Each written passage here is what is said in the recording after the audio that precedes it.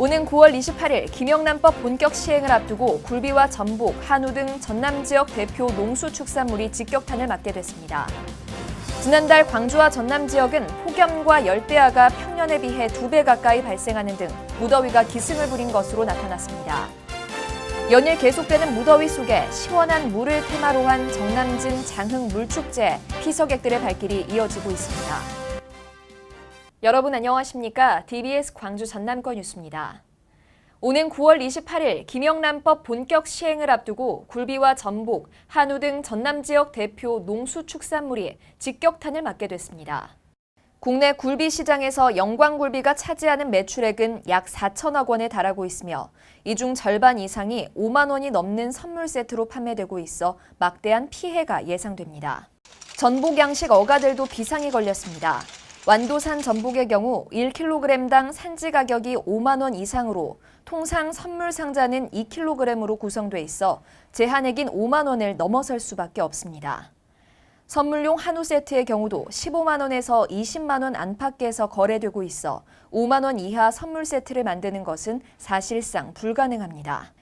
또 장흥 표고버섯, 담양 한과 등 전국적 인지도를 갖고 있는 제품들도 고가 품목들이 많아 김영란법 시행에 따른 타격은 불가피할 것으로 보입니다. 한편 여야 농어촌 지역 의원들은 김영란법 적용 대상에서 농수산물을 제외하는 내용의 개정안을 제출한 상태로 국회가 본격적인 재개정 작업에 나설지 주목됩니다. 지난달 광주와 전남 지역은 폭염과 열대야가 평년에 비해 2배 가까이 발생하는 등 무더위가 기승을 부린 것으로 나타났습니다. 광주 기상청에 따르면 광주 전남 지역 7월 평균 폭염 일수는 3.4일로 평년보다 많은 경향을 보였으며 특히 21일 이후에 주로 발생했습니다. 광주의 경우 지난달 23일에서 31일, 목포와 여수는 24일에서 31일, 완도는 27일에서 31일까지 열대야가 지속됐습니다. 광주 전남 지역 열대야 일수는 6.1일로 평년보다 2.8일 많았으며 이 중 대부분이 북태평양 고기압의 확장으로 무더웠던 후반에 집중됐습니다. 한편 지난달 강수량은 217.2mm로 평년보다 79% 적었던 것으로 조사됐습니다.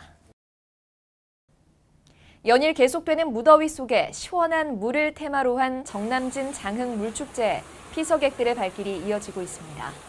물과 숲, 휴라는 주제로 펼쳐지는 올해 축제는 다양한 이색 테마 프로그램을 마련해 무더위를 잊게 해주고 있습니다. 특히 살수대첩 퍼레이드에는 6천여 명의 관광객과 지역민이 참가해 무더위를 시원하게 씻어냈습니다. 이 밖에 지상 최대의 물싸움과 맨손 물고기 잡기, 수중 줄다리기 등의 대표 프로그램이 4일까지 장흥군 탐진강과 우드랜드 일원에서 계속됩니다. 시청해주신 여러분 고맙습니다.